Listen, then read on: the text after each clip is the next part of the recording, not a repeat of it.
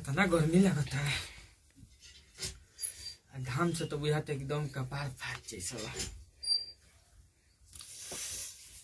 ए सुना तारू हो, तने गिलास पानी ले ले तो।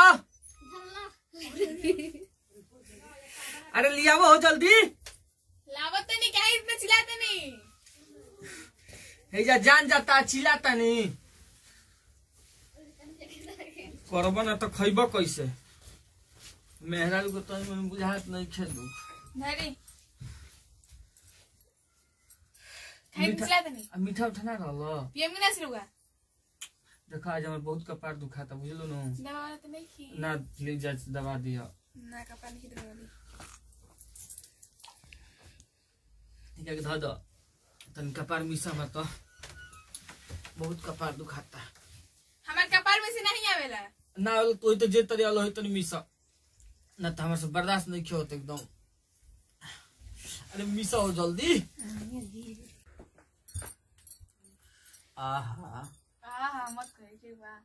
हिनी उड़े कर हम हनी नहीं किया सब ठीक बा। जे तरीका हो वही तरी हम कर दे। हां तरह से सुनती तनी तो क्यों तनी मुड़िया के नीचे लगा दो बिया तक मुड़िया टूट जाए हमार। टूट गई तसे ना अच्छा हो जाए रे कैसे बोलता रे। अरे वो कुछ ना कनिया तब फोन नहीं लो ठीक है हमारा सास जी के। ओहो तो कबे के बतेलू है तब का तब ठीक ठाक बानू। सब ठीक बा और सब ठीक बा। सुनत नहीं के को अपने की क्या खाना बनेल बड़ू।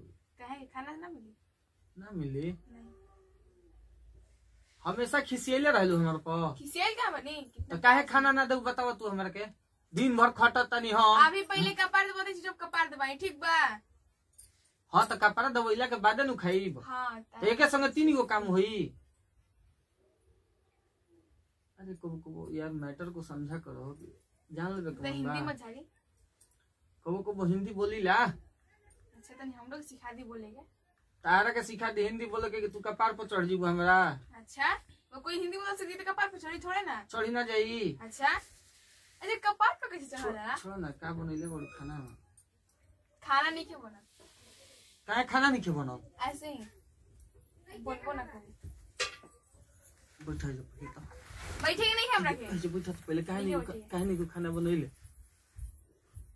ताके मत सोचलू हा कि मतलब हम कितना मतलब ऐनी हम मजदूरी करके अगर ना मिल दूगो रोटी तो हम कैसे जियब। अच्छा अच्छा चलो खाना नहीं के बनल तो दूधवा धइल बड़ होए पिया ना द हमरा के। अच्छा दूध नहीं रखल दूध में खत्म हो गई का कइलो खीर बना खा गइलो का। नहीं के पता का हमारा पता कहाँ से रही। हम तो जाता नहीं काम करे काम करके आओ तनी थकल बन तो हम एन जनी है कि हमारे खाना वाना मिली। अच्छा कपार दुखाता तो तनी मनी कपार दबल वही में बुझाते कि तार हाथ दुखाए लागो। जोन दबाई ना तोड़ ना दबाई एते गांव जबर देखी तो का कह रे कि पति पत्नी के कनी के प्यारे नहीं खेकार तनी मन रोज लड़ाई झगड़ा करत ओकर मेहरुआ रोज मुंह फुलेले रहले आ नाकी फुलेले रहले। तो रे कुल तनी मन ना बुझाला नहीं ना बुझाला। बियाह करे से पहले तो खूब बतियावत रहले। अच्छा अब बियाह हो गेल तो नाकी मुड़ी मर टेढ़ कर लगले। दूसरों को सरों बते थे हम तो काम कोई तोरे से बते। हां हां तो मैं तार कम बढ़िया तार घर वाला उठा के ले बनी का बढ़िया री ना कुछ ना कनिया सांझ से गोनी बारात लेके जैसे लिया कोई नहीं तो बढ़िया री लेके गइल बनी। तो हम का तो वही गन मड़ुआ में कोन दलानु के हमर पसंद नहीं खनी कॉल से हमरा ना पहले पता तो तू काहे ना कह दिहलु पहले ना पता रहे अब तो हो गइल बानू ते केरा के ढोए के बानू तो की तो हम तार के ढोत तो तू हमरा के ढो।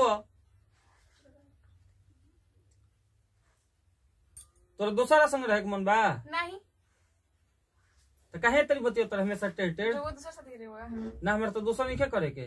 तो फिर कहे बोलनिया हमनी के एके हाली होखेला अच्छा कि तो जई ना तो छई। ओहो ना पता रहे। अम्मा क्या करती है मम्मी पता ना उन्हें क्या करते हैं। छोटकी अरे छोटकी सुन है ना का दुआरिया पलता कता रे हे जाओ बैठ जा का दुआरिया पलता कता रे जाके कहीं फरमाई से कुछ हो भौजी मांगती है ना खाना उना तो दे देते ना। का खाना बनैले बिया भौजी? हमर से तो कहती है खिसियल बिया आज। दाल भात सब्जी। कहत खाना नहीं के बनल? सबके खातिर बनल, रोज खातिर नहीं के बनल। ओइसन मेहरा रुबाले रे के अपना भतारे खातिर खाना नहीं के बनैले, सबका खातिर बनैले बड़े। जेकर पर तोर शौखो सिंगार बा, जेकर पतना उतान बड़े, जेकर पतना उड़त रे, ओकरे के खाना बना के ना खइबे। आ जे तोर तो कोनो शौखो सिंगार नहीं का के मद में खातिर खाना बनल बा तोर। ओहो कहीं बा हई चमकावत झमकावत नु त हम जियत तबे चमकावत झमकावत बड़े, ना तो मर जेनु त कुछ ना चमकइबे झमकइबे। हई समझबे बतिया के तू अभी नहीं समझ, कुछ दिन बाद समझबे। कुछ नहीं करनी रे के जब 5 गो लड़का कमाई हो जीबे तहिया समझबे बतिया। बोल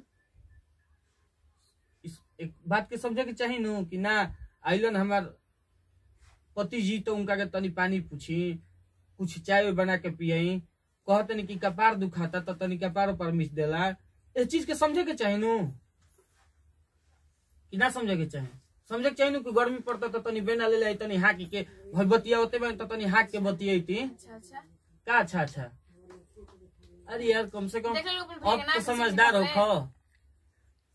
हमार कर्णो प्रेरक तहरा शादी कइनी, तार करम जागे रहे कि हमरा लेखा भातार फागलू शंकर भगवान लेखा। बुझात नहीं कि कितना बड़ा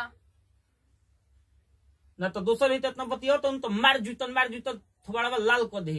अब मार दी की बत्ती से बहरी चली लोगों का ना मरनी का। हम काहे खातिर मारे जाई? चले चुप रही, तनी झूठ बोला तनी कम। चुप ना रह, मारे वाला हम काम करना, लड़ाई झगड़ा करी ना। ना अभी क्या करते नहीं?